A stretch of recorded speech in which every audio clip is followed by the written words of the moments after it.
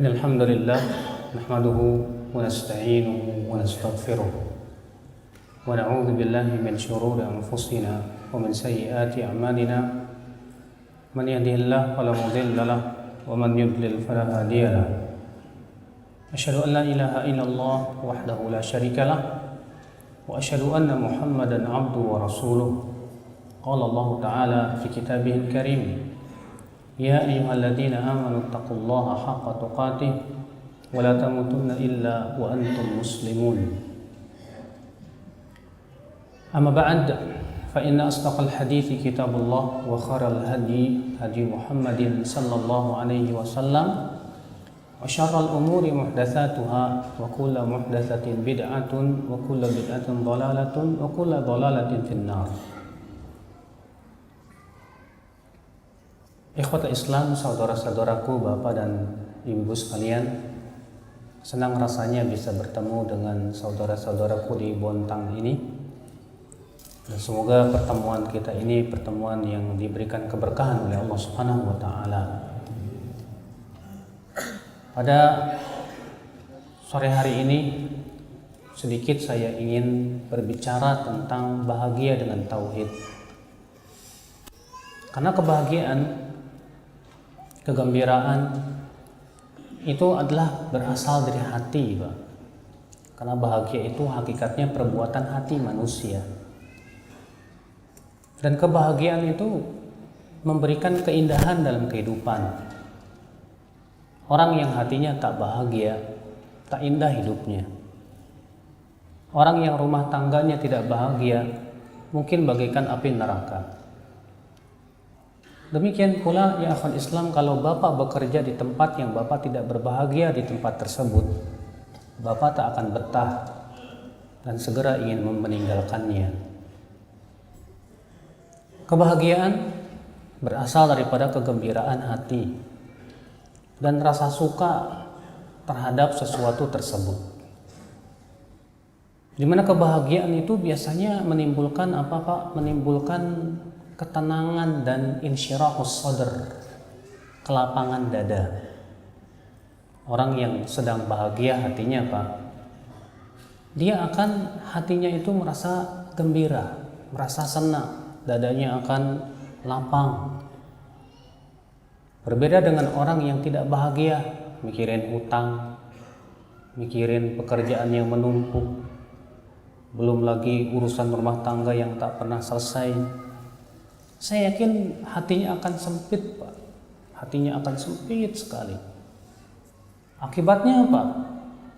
Akibatnya dia tidak akan mendapatkan ketentraman di dalam kehidupan. Kalau orang, Pak, yang lagi banyak pikiran, dia tidak bahagia, biasanya akan cepat emosi. Biasanya akan cepat mengeluh. Biasanya akan terkadang mudah untuk dengki kepada manusia, mudah bersuudzon, berburuk sangka kepada manusia.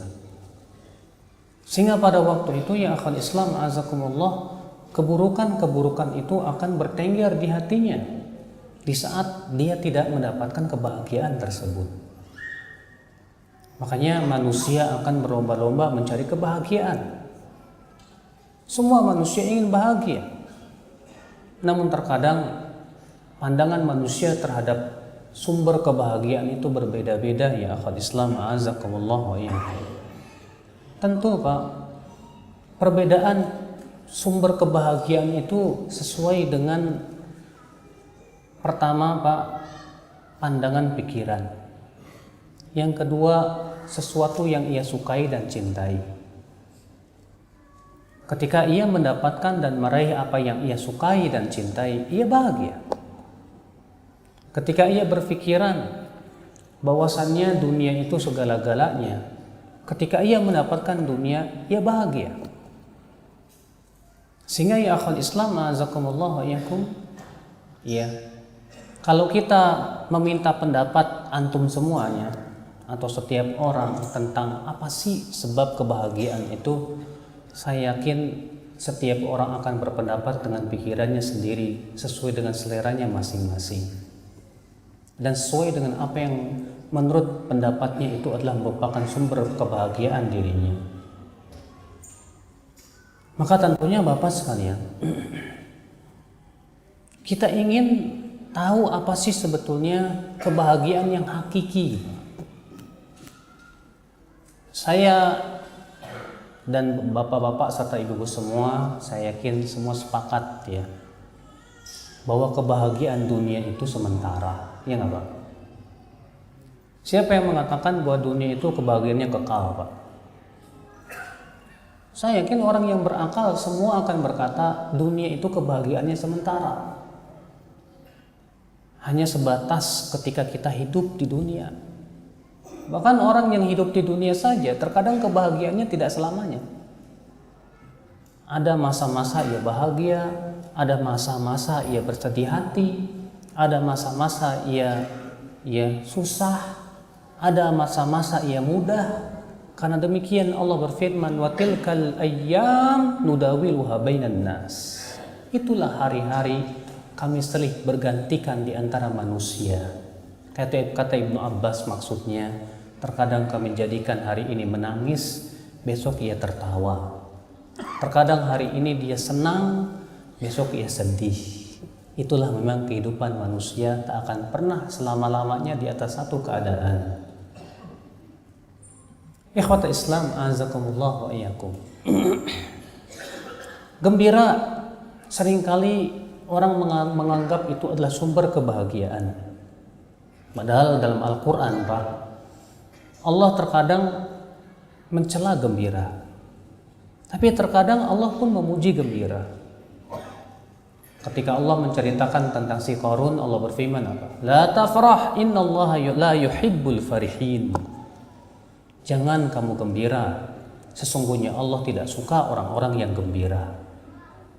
Kenapa? Ini ayat tentang si Qarun yang bergembira dengan kesenangan dan kenikmatan dunia. Si Qarun menganggap bahwa kekayaan itu segala-galanya, sehingga ia menjadi sombong, dia congkak di hadapan manusia. Ia gembira. Akan tetapi dalam ayat yang lain Allah memuji gembira dan memerintahkan kita gembira. Allah berfirman, fabima rahmat, Allah Subhanahu wa taala berfirman, ya, qul bi fadlillah wa bi rahmati fabidzalika falyafrahu huwa khairum mimma yajma'un, dalam surat Hud, ya. Katakan, dengan rahmat Allah dan karunia-Nya hendaklah mereka bergembira. Itu lebih baik daripada apa yang mereka kumpulkan dalam kehidupan dunia. Di sini Allah mengatakan hendaklah mereka bergembira dengan karunia dan rahmat Allah berupa hidayah, berupa takwa, berupa ilmu, berupa beramal saleh. Lalu Allah mengatakan itu lebih baik daripada apa yang mereka kumpulkan dalam kehidupan dunia ini.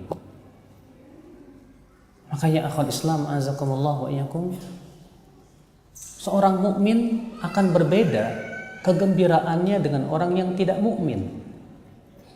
Orang yang beriman kepada Allah dan kehidupan akhirat, Pak, gembiranya adalah ketika ia bisa menaati Rabb-Nya. Gembiranya ketika ia bisa beramal saleh. Sedangkan orang yang tidak beriman kepada Allah dan kehidupan akhirat, gembiranya hanya sebatas dengan kehidupan dunia. Ketika ia bisa mendapatkan uang yang banyak, gembira. Ketika ia bisa mendapatkan kerjaan yang layak, gembira. Ketika ia mendapatkan berbagai macam kesenangan dunia, dia gembira dan melihat, dia menganggap itulah kebahagiaan dunia, kebahagiaan dia.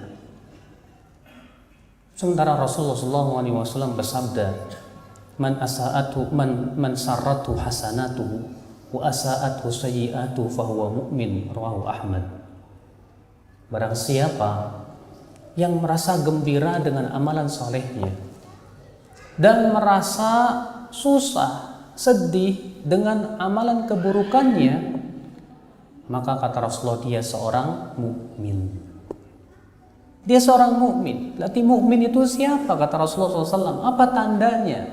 Tandanya kata Rasulullah, ketika ia bisa beramal saleh, dia bisa sholat tahajud, dia bisa sholat sunnah, dia bisa sedekah, dia bisa puasa, dia gembira, alhamdulillah.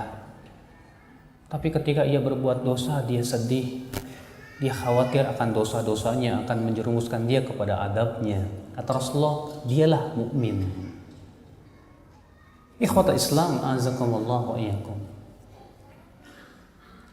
Kebahagiaan ya akhwal Islam, azakumullah wa iyyakum, yang hakiki tentu adalah kebahagiaan yang kekal. Karena kebahagiaan yang sementara itu bukan kebahagiaan yang hakiki, Bapak sekalian.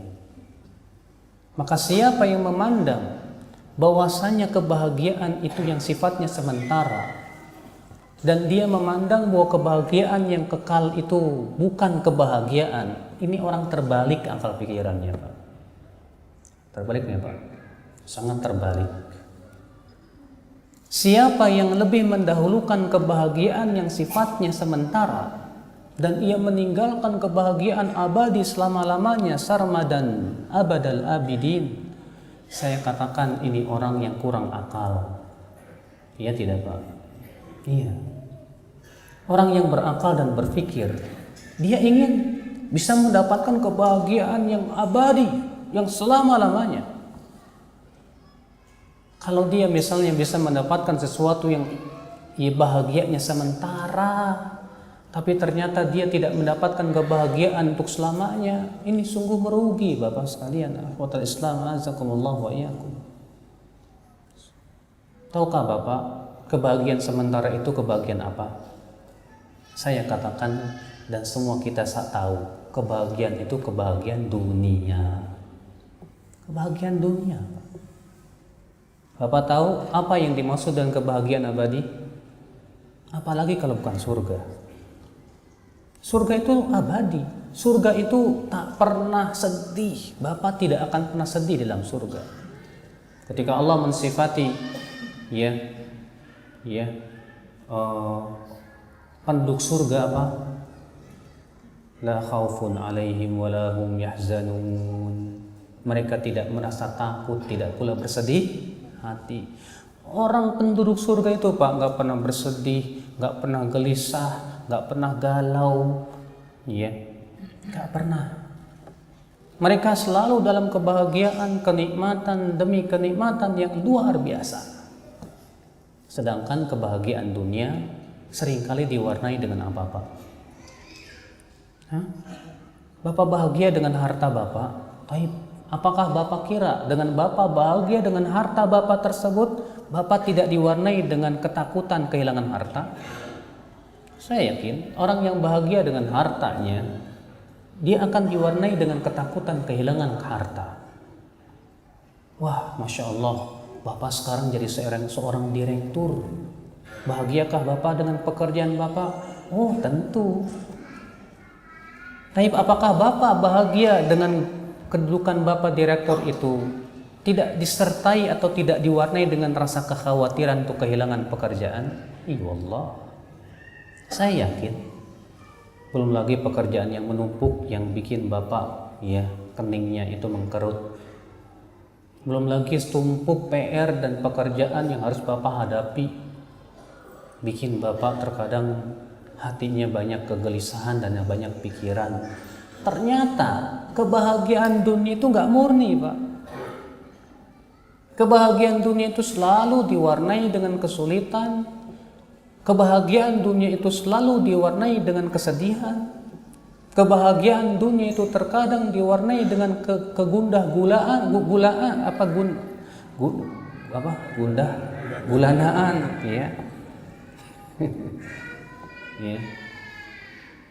Itulah ya akhwal Islam, kebahagiaan dunia.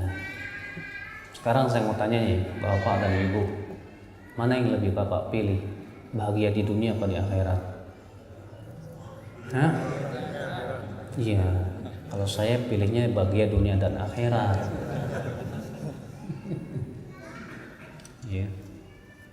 Kalau Bapak mengatakan, oh saya memilih bahagia akhirat, berarti dunia enggak? Jangan, Pak. Saya memilih dunia dua-duanya. Naam.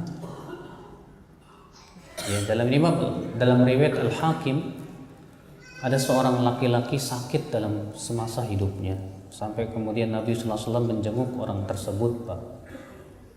Kemudian Rasulullah SAW bertanya, la'allaka sa'altallaha syai'an, barangkali kamu meminta kepada Allah sesuatu.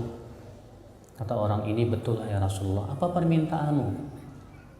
Aku meminta ya Allah, semua adab yang engkau hendak timpakan di akhirat untukku, tolonglah percepat untukku di akhirat, di dunia ini. Apa kata Rasulullah? Subhanallah, innaka lan tutiqa dzalik. Subhanallah, kamu tidak akan mampu itu. Ala taqul, kenapa kamu tidak mengucapkan begini? Allahumma atina fid dunya hasanah wa fil akhirati hasanah wa qina adzabannar. Akhirnya orang itu pun mengucapkan doa itu, tak lama kemudian ia sembuh. Ya akhal Islam, di dunia kita tidak akan bahagia kecuali dengan mengharapkan akhirat. Di dunia tidak akan pernah kita bahagia kecuali kalau kita mengenal Allah Subhanahu wa taala. Orang yang tidak mengenal Allah, saya jamin tidak akan bahagia. Dan orang yang tidak menginginkan kehidupan akhirat, saya katakan tak mungkin dia dapat bahagia. Walaupun bahagia, tapi semu kebahagiaan itu. Makanya ya akhal Islam, orang yang mengenal Allah, mengenal kehidupan akhirat dan mengharapkannya, dia akan menjadi orang yang paling tentram hatinya, yang paling bahagia hidupnya, walaupun kekurangan harta, walaupun tidak diberikan oleh Allah kekayaan, walaupun tidak diberikan oleh Allah kedudukan. Orang yang mengenal Allah, mengenal kehidupan akhirat dan mengharapkannya, dia akan menjadi orang yang hidup di dunia tentram hatinya, yang paling bahagia hidupnya, walaupun kekurangan harta selama-lamanya, walaupun tidak diberikan oleh Allah kekayaan, walaupun tidak diberikan oleh Allah kedudukan. Ini bapak yang udah tua berapa umurnya Pak? 60 tahun ada? 70 tahun? Masya Allah. Semoga Allah memanjangkan umur bapak dan memperbanyak amalan solehnya Pak ya. Karena kata Rasulullah, sebaik-baiknya kamu yang paling panjang umurnya dan yang paling banyak amalan solehnya. Kalau umur kita 70 tahun misalnya,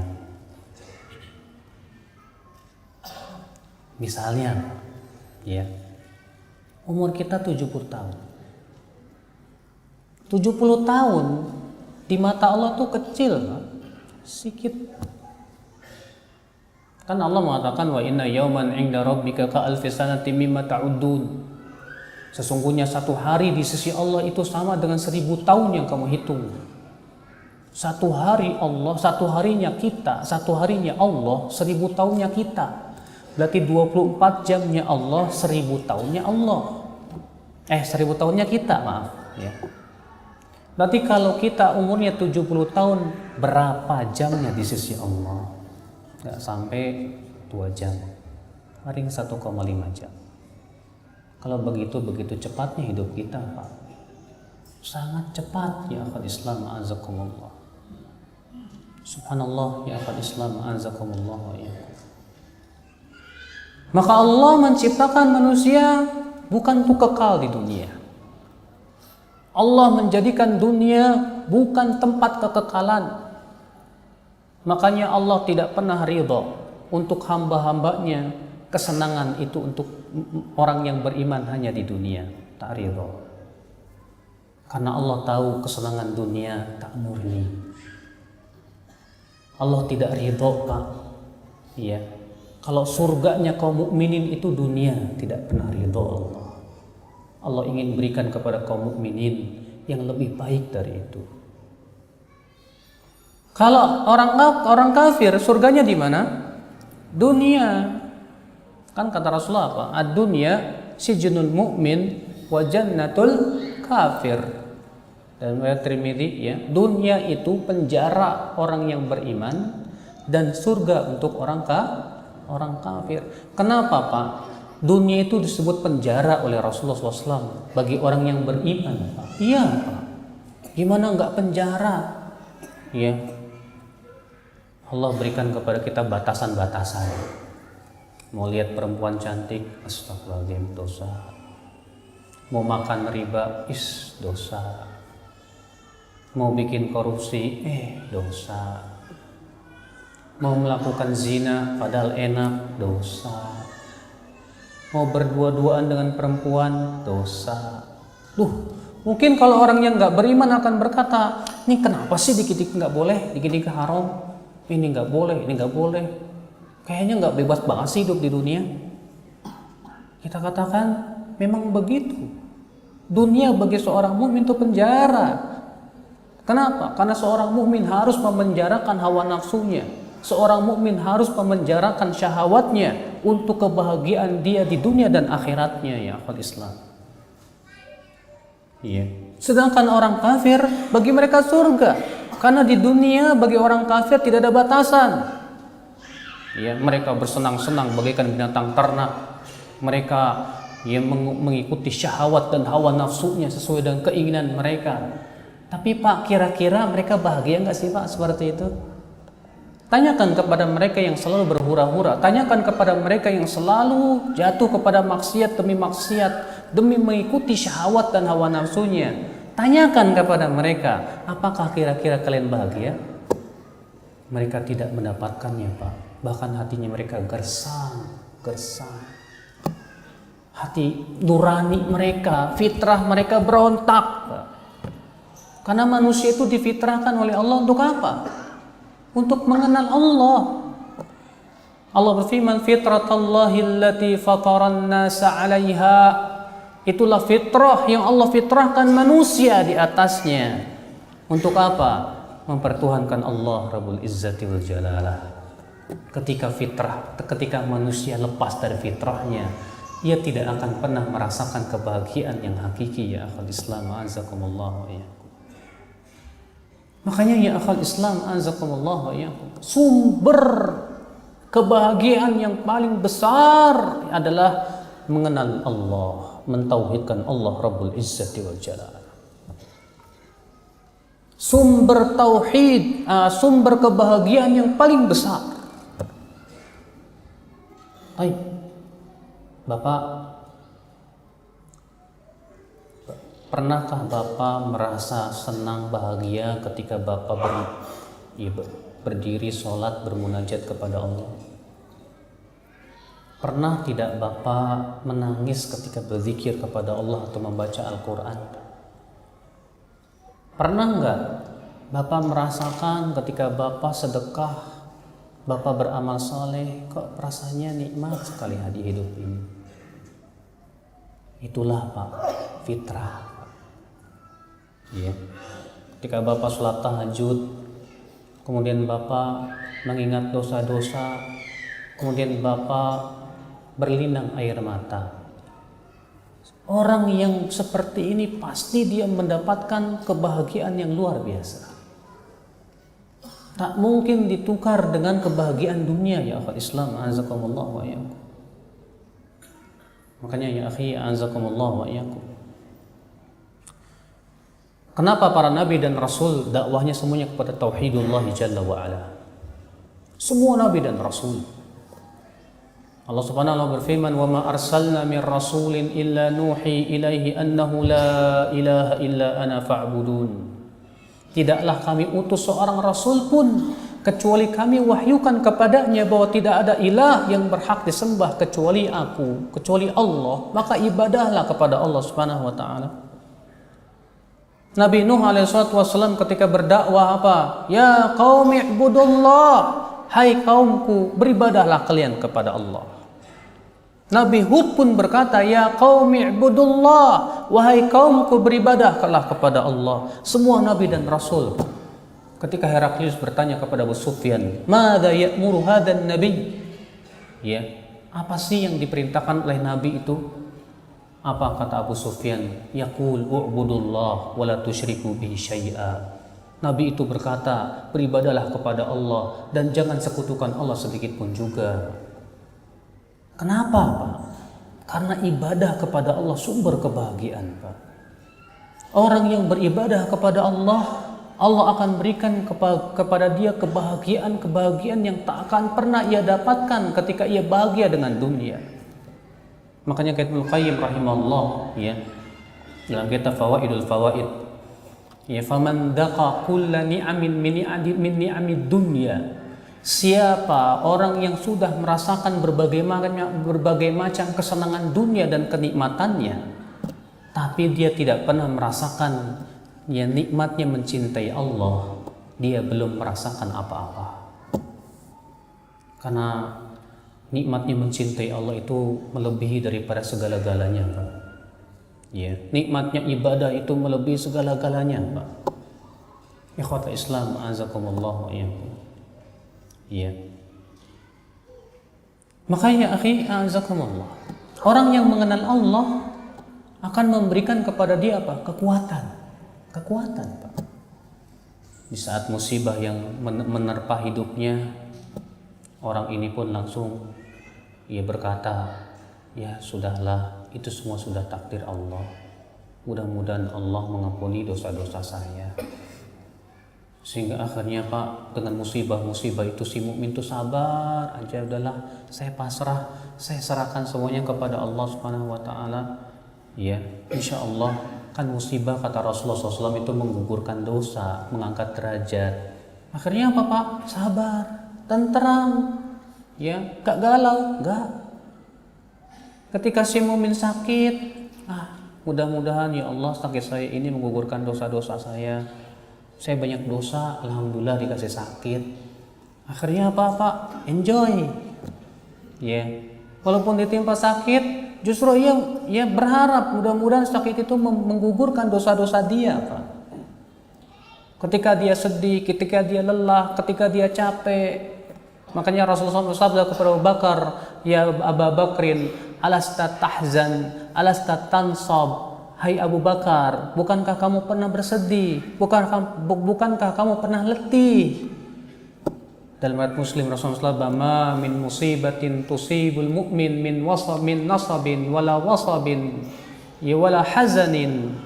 Tidak ada satupun musibah yang menimpa seorang mukmin berupa kelelahan, keletihan, kesedihan, kecuali Allah gugurkan dengannya dosa dia. Masya Allah, dia beriman kepada Allah, makanya dia sabar, alhamdulillah. Dia tidak berkeluh kesah, tidak. Ditimpa kesusahan rezeki, alhamdulillah. Mudah-mudahan kesusahan rezeki ini sebagai pertanda kebaikan buat saya. Ya, dia ingat sebuah asar bahwasanya Allah apabila seorang hamba diberikan kenikmatan ternyata malah menyeretnya ke neraka, maka Allah akan berfirman kepada malaikatnya, hai malaikat, sempitkan rezeki si fulan, karena kalau aku luaskan rezekinya, aku akan masukkan ia ke dalam api neraka. Ya Allah, ya saya sudah berusaha sana sini tapi kok rezeki saya seret terus. Ya Allah, saya ridho dengan keputusanmu, berikan saya qanaah ya Allah. Ya, sehingga akhirnya dia merasa tenang, Pak, dengan ujian yang menimpa dirinya. Sabar, kenapa? Karena dia mengenal Allah, karena dia yakin ada Allah, karena ia yakin Allah tak akan mungkin meninggalkan dirinya. Tak mungkin, ya akhwat Islam, azakumullah. Dia tidak pernah takut kehabisan rezekinya. Kenapa? Karena dia beriman bahwa Allah itu Ar-Razzaq, Dzul Quwwatil Matin, yang memberikan rezeki, yang memberikan yang mempunyai kekuatan yang sangat kokoh, ya akhwat Islam. Sehingga hidupnya tenang, tentram, bahagia, masya Allah. Iya. Dia tawakal kepada Allah ketika berusaha. Yang penting saya sudah berusaha. Adapun hasil udahlah, itu semua adalah di sisi Allah Subhanahu wa taala. Sehingga ketika dia tawakal itu, Pak, dia menjadi tegar dalam hidupnya, Pak. Masya Allah, ya akhwat Islam, azakumullah. Itulah ya pengaruh yang dahsyat bagi seorang mukmin ketika ia mengenal Allah Rabbul Izzati wal Jalal. Makanya Rasulullah SAW kan merasa kagum dengan kehidupan seorang mukmin, Pak. Imam Muslim meriwayatkan Rasulullah bersabda, "Ajaban li amril mu'min, inna amrahu kullahu khair." Mengagumkan kehidupan seorang mukmin itu, kata Rasulullah. Dan urusannya baik semuanya. In asabatu sarra syakar, fakana khairan lah. Apabila ditimpa kesenangan, dia bersyukur. Dan itu menjadi kebaikan buat dia.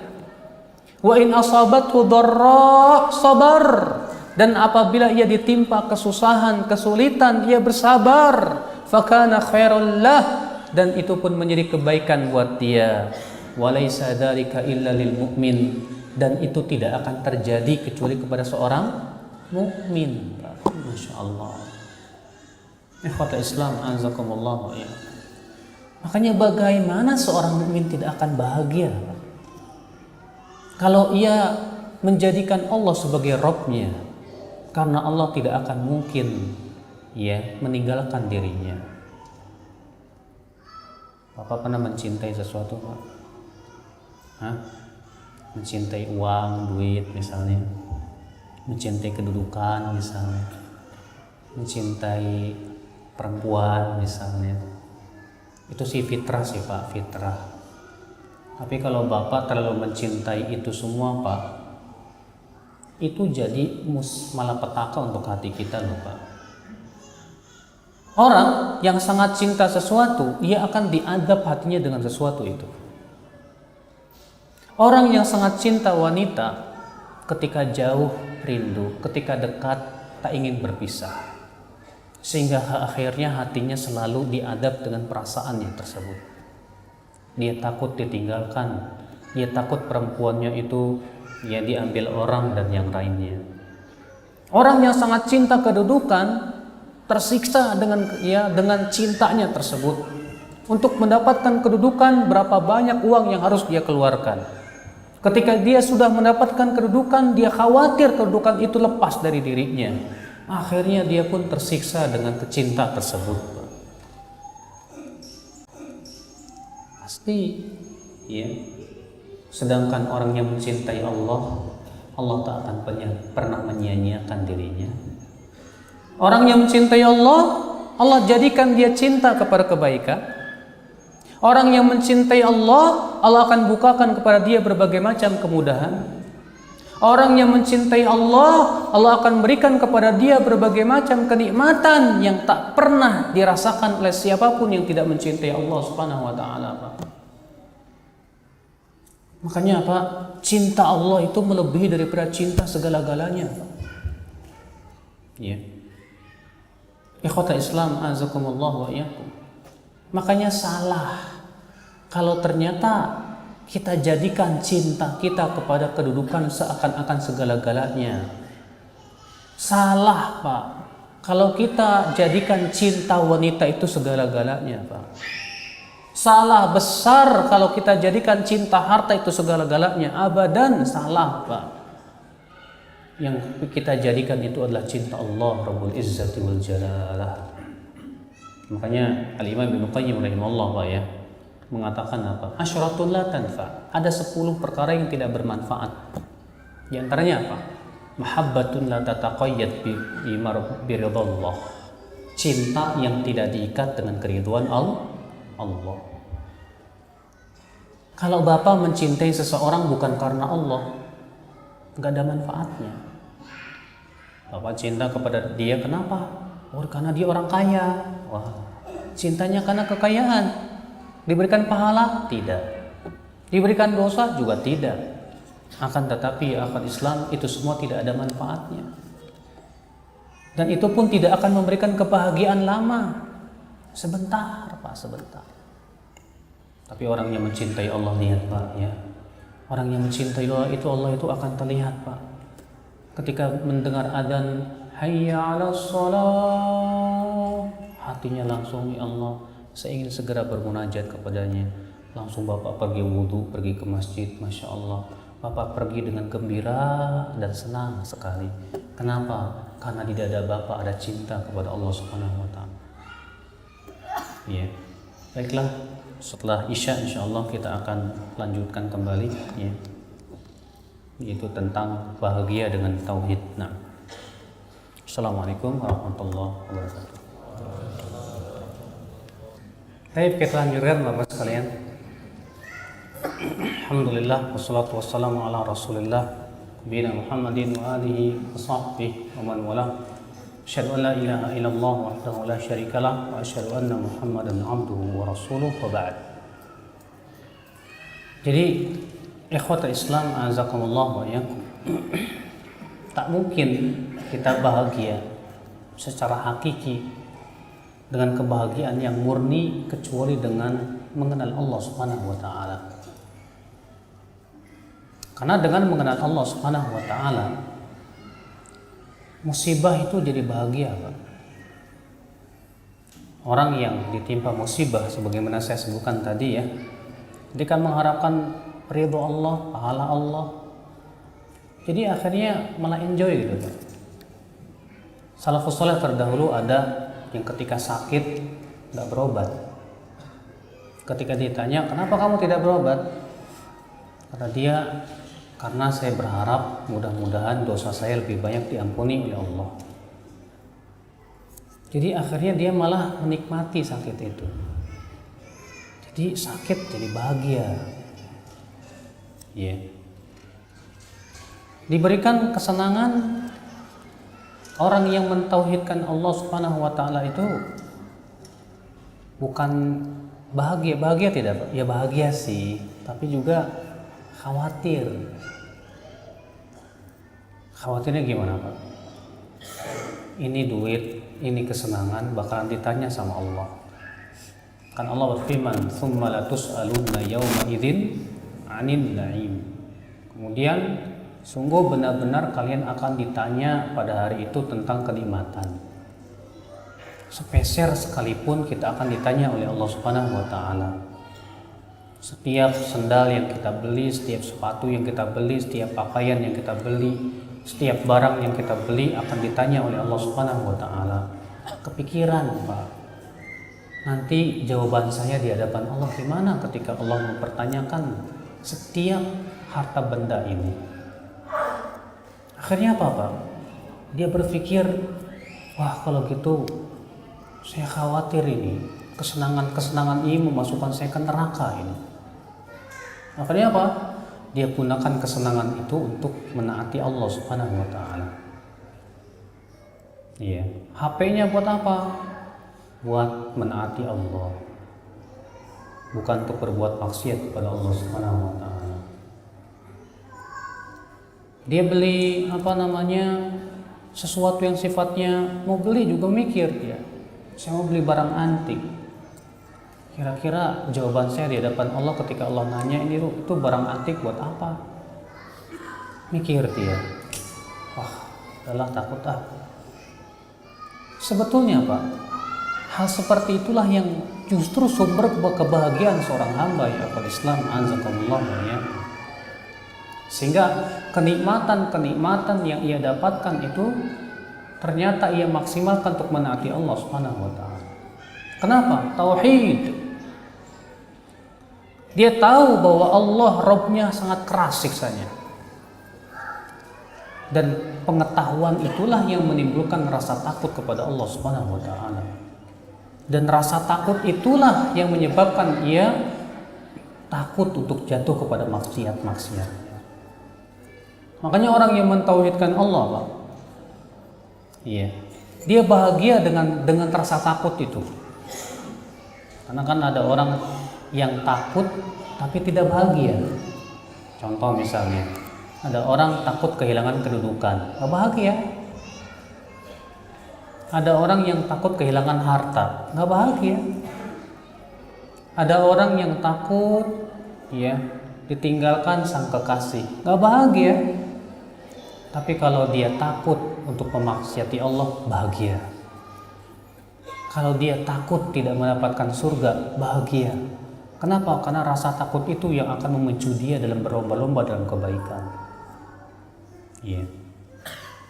Makanya ya akhul Islam azakumullah ya.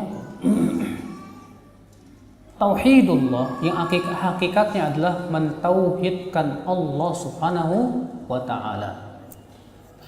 Itu menjadikan Allah satu-satunya zat yang berhak disembah. di mana ia mencintai Allah melebihi segala-galanya. Ia tawakal hanya kepada Allah, tidak tawakal kepada selain Allah. Dia pun cinta dan bencinya karena Allah. Dia pun juga berharapannya dia gantungkan kepada Allah. Dia pun juga yakin bahwasanya Allah satu-satunya yang memberikan rezeki kepada dirinya. Dia pun tahu bahwasanya Allah Rabbul Izzati wal Jalalah senantiasa mengawasi dirinya. Sehingga akhirnya Pak, itu semua yang memberikan kepada dia kekuatan dalam hidupnya, ya akhwat Islam azakumullah ya. Makanya Bapak sekalian, siapa yang ingin mentauhidkan Allah, kenalilah Allah. Kenali namanya, kenali sifat-sifatnya. Kalau kita ingin tak bahagia, tauhidkan Allah. Dan siapa yang ingin mentauhidkan Allah, kenali Allah Subhanahu wa taala. Dan mengenali Allah itu sumber kebahagiaan bagi seorang hamba, Bapak sekalian. Ikhwatul Islam azakumullah ya. Pernahkah Bapak mempelajari nama-nama Allah? Coba deh Bapak renungkan tentang nama Allah Ar-Rahman, yang selalu kita baca Bismillahirrahmanirrahim. Apa sih Ar-Rahman? Apa sih Ar-Rahim? Artinya yang maha luas rahmatnya. Apa itu rahmat? Kata Ibnu Qayyim, rahmat itu artinya keinginan Allah untuk memberikan kepada hambanya manfaat dan menolak darinya mudarat. Maka Allah merahmati hamba dengan cara Allah memberikan hidayah. Allah merahmati hamba terkadang dengan cara apa? Diberikan kesusahan dalam hidupnya. Ya, Nabi Ayub dirahmati Allah, Pak. Tapi Nabi Ayub dikasih oleh Allah sakit 16 tahun. Sakitnya itu mengerikan, Pak, sampai keluar ulat dari badannya. Bau. Gak ada orang yang sabar kecuali istrinya. 16 tahun lamanya. Berarti Allah tidak sayang. Tapi sayangnya dengan cara memberikan penyakit. Ya. Nabi Yusuf disayang sama Allah, tapi sayangnya dengan cara dipenjara di bawah tanah. Terkadang kasih sayang Allah itu nggak harus dengan kesenangan, Pak. Tapi kasih sayang itu hakikatnya bagaimana si fulan ini dijauhkan dari maksiat. Walaupun dengan cara menyusahkannya. Ya, Bapak dikasih kesusahan rezeki. Gara-gara Bapak miskin, Bapak nggak bisa beli HP. Ya, coba Bapak kalau bisa beli HP, Bapak habis waktunya buat WhatsAppan, buat Facebookan, buat apa. Ya. Tapi gara-gara nggak punya duit, alhamdulillah selamat Pak, waktunya manfaat. Apa nggak dijadikan kaya, miskin, alhamdulillah Pak. Kenapa? Karena Bapak diselamatkan dari rasa sombong, rasa ujub. Coba orang kaya itu terkadang bangga dengan hartanya, ya. Terkadang sombong dengan dengan banyaknya kenikmatan. Bahkan orang kaya terkadang tak selamat dari yang namanya syahwat. Kenapa? Semua fasilitas dia punya. Apa yang dia nggak punya? Semua bisa dibeli. Akhirnya seringkali jatuh kepada syahwat. Tapi ketika nggak punya duit, nggak bisa ngikutin syahwat. Alhamdulillah dikekang sama Allah. Kan nikmat, bahagia, alhamdulillah. Kalau mikirnya akhirat, kalau mikirnya ridho Allah Subhanahu wa taala. Tapi kalau mikirnya dunia, susah banget. Abadan susah. Ya. Kenapa sih Allah berikan saya kepada saya ini kesusahan terus? Kenapa sih teman saya diberikan kekayaan, saya kok dikasihnya kesusahan? Akhirnya Bapak, akhirnya dia suudzon sama Allah. Kalau sudah suudzon sama Allah, Bapak marah-marah sama Allah. Akhirnya apa dia? Dia jauh dari Allah. Bahkan dia mengancam Allah. Ya Allah, kalau 3 hari ini doa saya nggak dikabulin, saya nggak mau sholat. Waduh. Ada orang kayak gitu? Ada, Pak. Akhirnya karena itulah dia semakin jauh dari Allah. Sebabnya apa? Karena yang diharapkan dunia. Karena dia melihat kebahagiaan itu hanya dunia. Sehingga ketika ia tidak mendapatkan dunia, seakan-akan Allah tidak menyayangi dia. Makanya Allah mengatakan, فَأَمَّا الْإِنسَانُ إِذَا مَبْتَلَاهُ رَبُّهُ فَأَكْرَمَهُ وَنَعَّمَهُ فَيَقُولُ رَبِّي أَكْرَمَنِ Wa amma idza mabtalah faqadara alaihi rizqahu fayaqulu rabbi ahanan kalla. Adapun manusia, apabila Allah uji ia dengan kesenangan, lalu Allah berikan berbagai macam kenikmatan, si manusia ini berkata, Allah memuliakanku. Adapun apabila Allah uji ia dengan kemiskinan, Allah sempitkan rezekinya, ia berkata, Allah menghina diriku. Allah berfirman, kalla, sekali-kali tidak. Bukan itu tanda kasih sayang Allah Subhanahu wa taala. Ya. Saya pernah Pak ketemu sama orang yang murtad dari agama Islam Pak. Saya ngobrol sama dia, rupanya di antara sebab dia murtad itu pengalaman dia kepada Allah. Kenapa? Dulu saya waktu muslim, saya minta nggak pernah dikasih sama Allah. Tapi setelah saya keluar dari Islam, saya mengenal Tuhan saya Yesus, setiap saya minta selalu dikabulkan. Sehingga saya merasa kurang percaya sama Allah. Tuh kan Pak. Kenapa? Jawabannya karena orientasinya dunia. Dia menganggap seakan dunia segalanya. La haula wala quwata illa billah.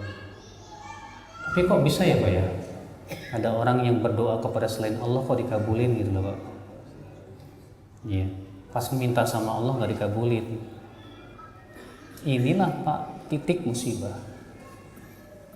Iya. Sebutkan dalam hadis dari Imam Ahmad, Rasulullah bersabda, "Idza ra'aitallaha a'ta lil 'abdi ma ahabba minad dunya." Apabila kamu melihat Allah memberikan kepada hamba apa yang ia mau dari kehidupan dunia, wa huwa muqimun ala ma'siyati, sementara ia terus-menerus berbuat dosa, fa inna ma huwa istidraj. Itu sudah istidraj, diulur biar tambah sesat tuh Pak. Iya. Tambah maksiat, tambah senang, tambah maksiat, tambah senang. Itu artinya Allah tidak mencintai dia. Itu artinya Allah tidak menyukai orang ini. Makanya Allah berfirman dalam surat Al-An'am apa? Ya, falamma nasu ma dzukiru bih fatahna 'alaihim abwaaba kulli syai' hatta idza farihu bima utu akhadnahum baghtah fa idzahum mublisun. Ketika mereka telah melupakan peringatan, maka kami bukakan pintu-pintu kesenangan, sehingga ketika mereka berasa gembira dengan kesenangan itu, sekonyong-konyong adab kami menimpa dia, lalu dia pun berputus asa. Lihat Pak, ketika dia meninggalkan peringatan, malah dibuka apa? Pintu kesenangan. Masya Allah. Makanya Pak, orang yang orientasinya dunia itu gak bakalan bahagia selamanya. Bahagianya ketika hanya dia mendapatkan dunia. Ketika ia tidak mendapatkan dunia, stres. Makanya orang yang orientasinya dunia Pak, cepat putus asa Pak, cepat putus asa. Wallah, cepat putus asa. Ketika dia tidak mendapatkan dunianya, putus asa. Bahkan banyak yang bunuh diri Pak, gara-gara dia tidak mendapatkan dunia. Iya. Ikhwatul Islam, azakumullah ya. Makanya ya akhi, azakumullah wa iyyakum, tauhidullah menjadikan seorang hamba yang pertama apa? Dia selalu bergantung kepada Allah. Karena dia tahu Allah Maha hidup dan tidak akan pernah mati. Karena ia tahu Allah Maha kuasa atas segala sesuatu. Karena ia yakin bahwa Allah yang memberikan rezeki. Karena ia yakin bahwasanya Allah Subhanahu wa taala satu-satunya zat yang memberikan segala sesuatu kepada manusia. Tapi kalau keyakinan ini lemah, abadan. Iya. Kalau keyakinan Allah yang memberikan rezeki, Allah yang memberikan kepada ya kesenangan dan yang lainnya, saya yakin Pak, nih hamba akan bergantung kepada selain Allah Subhanahu wa taala. Ketika ia bergantung kepada selain Allah, disitulah Allah berikan kepada dia terkadang berbagai macam musibah, kesengsaraan, atau diberikan kesenangan yang berakhir dengan kesedihan selama-lamanya. Sallallahu salamata wal afiyah, ikhwata Islam, azakumullah. Makanya Pak, orang yang paling bahagia di dunia siapa? para nabi. Kenapa? Karena mereka orang yang paling mentauhidkan Allah. Ya. Mereka senantiasa ya kembali kepada Allah, tawakal kepada Allah. Sehingga akhirnya para nabi itu diberikan oleh Allah kebahagiaan yang luar biasa. Rasulullah SAW. Makanya Allah berfirman apa Pak? Dalam surat Al-Insyirah. Alam nashrah laka sadrak. Apa artinya alam nashrah? Bukankah kami telah melapangkan dadamu? Allah mengatakan, bukankah kami telah melapangkan dadamu? Bapak tahu tidak Pak? Rasulullah itu orang yang paling lapang dadanya. Kenapa sih Allah mengatakan kepada Rasulullah, bukankah kami telah melapangkan dadamu? Jawabnya Pak, karena lapang dada itu kenikmatan yang amat besar. Orang yang lapang dada sabar. Orang yang lapang dada pemaaf. Orang yang lapang dada tak akan pernah dengki kepada setiap manusia, kepada orang lain. Orang yang lapang dada akan qanaah dengan pemberian yang Allah berikan kepada dia. Orang yang lapang dada yang hafal Islam menjadi orang yang selalu bersyukur kepada Allah Subhanahu wa taala. Itu lapang dada, Pak. Itu bahagia namanya. Iya. Makanya ya hafal Islam azakumullah wa iyyakum. Rasulullah SAW dengan antum, dengan kita mungkin kayaan kita Pak. Rasulullah pernah nggak makan 3 hari? Iya. Bukan berarti saya katakan Rasulullah miskin, enggak. Rasulullah bukan miskin. Buktinya Rasulullah istrinya 9 lebih. Iya. Orang miskin nggak mungkin istrinya 9 Pak. Tapi kalau dalam kehidupannya beliau sederhana. Kenapa?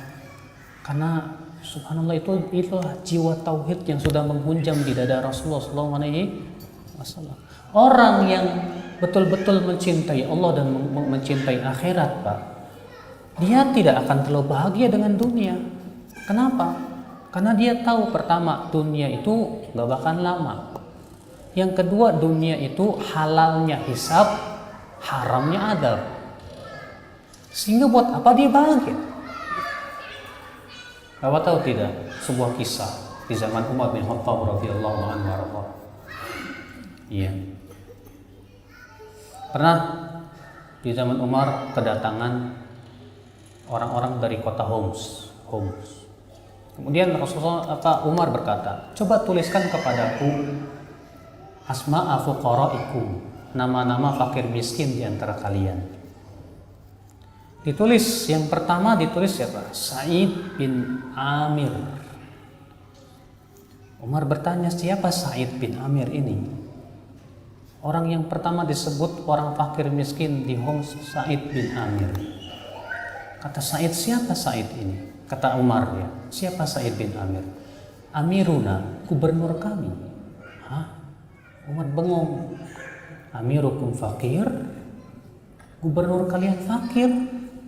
Ya, Insya Allah mana ada di zaman sekarang gubernur fakir Pak. Amirukum fakir? Iya. Maka Umar pun menangis. Dikirim oleh Umar 100.000 dinar. Ketika sampai ke Sa'id bin dinar itu dibuka oleh Sa'id. Apa kata Sa'id? Inna lillahi wa inna ilaihi raji'un. Kalau antum ya. Sa'id melihat inna lillahi wa inna ilaihi raji'un. Istrinya berkata, ayu musibatun tusibuka ya Sa'id. Musibah apa yang menimpa kamu ya Sa'id? Kata Sa'id, bal a'zam min musibah, lebih berat dari musibah. Dakhalat alayya dunya litusida akhirati. Ini ada dunia yang datang mau merusak akhirat saya. Kata istrinya, takhallas minha, kalau begitu selamatkan dirimu darinya. Kata Sa'id, hai istriku, bagaimana kalau uang ini kita bagi-bagikan malam ini juga? Kita ini pemimpin, karena Sa'id pemimpin, khawatir nih 1 dinar aja ditanya oleh Allah Subhanahu wa taala. Dibagiin malam itu habis, selesai. Bayangkan Pak, kenapa ini? Itu anak-anaknya dong, tolong yang di atas. Kenapa sampai seperti itu Pak? Ini pengaruh dari tauhid. Ya. Kenapa? Karena Said berpikir ini uang akan ditanya oleh Allah. Saya seorang pemimpin, setiap harta yang saya ada pada saya akan ditanya oleh Allah Subhanahu wa taala. Rasulullah SAW, Pak, pernah setelah sholat subuh tiba-tiba Rasulullah SAW langsung bangkit, nggak seperti biasanya, langsung lari tergesa-gesa, lari tergesa-gesa. Kemudian Rasulullah pun masuk ke rumahnya, lalu kemudian Rasulullah pun keluar lagi. Kata Rasulullah, maaf aku tergesa-gesa, tadi aku sholat, aku ingat ada beberapa dinar yang belum aku bagi-bagikan kepada kalian. Maka Rasulullah sampai begitu langsung lari, ketakutan, seperti ketakutan begitu, langsung ambil. Masya Allah. Mengapa Rasulullah seperti itu? Jiwa tauhid yang memunjam di dadanya. Dengan seperti itu bahagia banget, Pak. Iya. Kenapa? Karena bahagia itu berasal dari mengharapkan keridhaan Allah. Bahagia itu berasal dari mengharapkan kehidupan akhirat. Sehingga akhirnya musibah menjadi ringan, kenikmatan menjadi mengkhawatirkan. Sehingga kenikmatan itu dia gunakan untuk beramal saleh. Makanya subhanallah Bapak sekalian, ya, orang yang mentauhidkan Allah akan menjadi orang yang paling jauh dari keburukan. Kenapa sih, Pak? Ya, ada orang yang suka korupsi, Pak. Jawabnya karena tamak. Kenapa sih dia itu tamak, Pak? Jawabnya karena terlalu cinta dunia. Kenapa sih dia cinta dunia, Pak? Karena dia kurang cintanya kepada akhirat, kurang imannya kepada Allah. Coba kalau imannya kuat kepada Allah dan akhirat, dan dia pun hanya berharap apa yang ada di sisinya, dia tidak akan tamak terhadap dunia. Dia akan qanaah dengan gajinya. Alhamdulillah, yang penting sedikit, yang penting halal walaupun sedikit nggak apa-apalah. Akhirnya dia pun menikmati dengan gaji yang kecil. Ya, nggak apa-apa, daripada banyak haram, dosa, nggak mau saya. Akhirnya apa? Kalau seperti ini jadinya semua orang sudah bertakwa kepada Allah, jauh dari korupsi, Pak. Insya Allah, saya yakin. Ya. Makanya pembenahan negeri kita ini harus dari tauhid. Ya. Tauhid itu asal segala kebaikan, dan syirik itu asal dari segala apa? Keburukan. Semua kebaikan dari tauhidullah jalla wa ala. Semua keburukan dari kesyirikan kepada Allah Subhanahu wa taala. Maka segala macam kebahagiaan asalnya dari tauhidullah jalla wa ala. Nah, ini Bapak sekalian, ya, gambaran tentang betapa dahsyatnya tauhid untuk membangun sebuah kebahagiaan dalam hidup. Dalam rumah tangga antum, Pak, tanpa tauhid gak bakalan bahagia. Suami ketika bertauhid, dia takut bagaimana saya akan ditanya oleh Allah tentang istri saya nih, tentang anak saya nih. Istri saya amanah saya, anak saya amanah saya. Apa jawaban saya di hadapan Allah ketika saya biarkan istri saya keluyuran gak pakai jilbab? Apa jawaban saya di hadapan Allah kalau saya biarkan anak saya tidak saya didik? Saya takut ini anak-anak saya malah saya diseret ke dalam api neraka gara-gara saya tidak punya tanggung jawab. Akhirnya dia ingin mendapatkan pahala di sisi Allah melalui anak dan istrinya. Apa yang dia lakukan? Dia berbuat baik kepada istrinya, berbuat baik kepada suami, anak-anaknya. Dia sabar menghadapi kekurangan istrinya karena yang dia pikirkan ridho Allah. Ya, saya yakin kalau seperti ini dia akan jadi suami yang paling baik. Istri yang mentauhidkan Allah demikian pula sama. Ketika dia mau ngomel sama suaminya, astagfirullah, takut saya. Ya, saya tidak mau masuk neraka. Kata Rasulullah SAW, uritun nar fa idza aktsaru ahliyan nisa. Aku diperlihatkan oleh Allah api neraka, ternyata yang paling banyak penduduknya dari kalangan wanita. yakfurnal ashir, karena kufur kepada suami. Akhirnya si istri ini takut itu dari tauhid, Pak. Ya, Rasulullah bersabda kepada seorang wanita, ya, kaifa anti min, bagaimana sikapmu terhadap suamimu? Kata wanita, inilah alujuh dan illa ama ajistu ya Rasulullah. Aku berusaha terus berbakti kepada suamiku selama aku mampu ya Rasulullah. Kata Rasulullah, unduri aina anti min, fa innama huwa jannatuki aw naruki. Lihatlah oleh kamu bagaimana kamu di mata suamimu, karena suamimu adalah surgamu atau nerakamu. Istri yang tahu dan dia mengharapkan ridha Allah, saya yakin menjadi sebaik-baiknya istri, Pak. Kalau sudah seperti itu, suami menjadi sebaik-baiknya suami, istri menjadi sebaik-baiknya istri, rumah tangga pun beres, rumah tangga pun bahagia. Kenapa coba, Pak? Suami sama istri cekcok tiap hari. Kenapa sih? Ya, istrinya nggak takut sama Allah, suami pun juga tidak takut kepada Allah. Dia tidak sadar bahwa itu adalah tanggung jawab dirinya. Ustadz, kata istrinya, kenapa? Suami saya kok tiba-tiba berubah ya? Dulu sih sayang banget sama saya, sekarang kok kurang. Ya, ternyata suaminya suka chattingan sama akhwat, Pak, sama perempuan, Pak. Sehingga akhirnya apa? Hatinya disibukkan dengan yang diharamkan oleh Allah. Kalau hatinya sudah disibukkan dengan yang haram, dia akan dilalaikan dari yang halal. Ya, ternyata akhirnya apa? Sama istrinya kurang cinta lagi. Kalau sudah berkurang cintanya, apa yang terjadi? Ya, salah sedikit marah, hatinya disibukkan dengan yang kenapa? Karena kalau hatinya sudah disibukkan dari yang haram, dengan yang akan dilalaikan dari yang halal. Kenapa bisa seperti itu? Karena tidak tauhidnya kepada Allah kurang. Kalau ia bertauhid kepada Allah, dia takut kepada Allah Azza wa Jalla. Iya. Ya sudah, ikhwatul Islam azakumullah wa iyyakum, kalau begitu betapa besarnya masalah tauhid itu dalam kehidupan kita ya. Seorang bawahan kalau ia mentauhidkan Allah, pekerja amanah, Pak. Dia takut, ini kan amanah. Perusahaan ini sudah memberikan kepada saya syaratnya kamu bekerja dari jam 7 sampai jam 5 misalnya.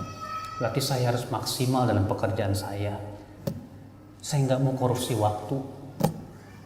Ya, maka Bapak tidak berani menggunakan alat-alat perusahaan untuk kepentingan pribadi Bapak, karena itu khianat namanya. Sehingga apa? Nggak berani main internet chattingan dengan pakai fasilitas kantor. Karena ia tahu ini diharapkan dalam Islam. Takut sama Allah Subhanahu wa taala, Pak. Akhirnya apa? Dia ingin berusaha ya, amanah menjalankan tugas dalam kantor. Dia tidak korupsi waktu, tepat waktu, disiplin waktu, sehingga menjadi apa? Kinerjanya pun juga bagus. Kenapa? Karena ia mendengar Rasulullah bersabda, "Innallaha yuhibbul 'abda."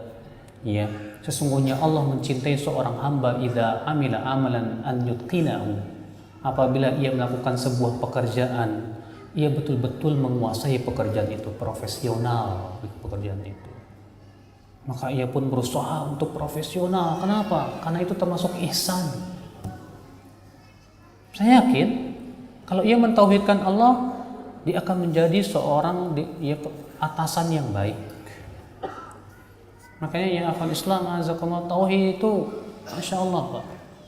Presiden kalau mentauhidkan Allah, menjadi presiden yang sangat adil, yang sangat memperhatikan rakyatnya, yang tidak mau menzalimi rakyatnya, yang tidak hanya memikirkan kesenangan pribadinya, tidak.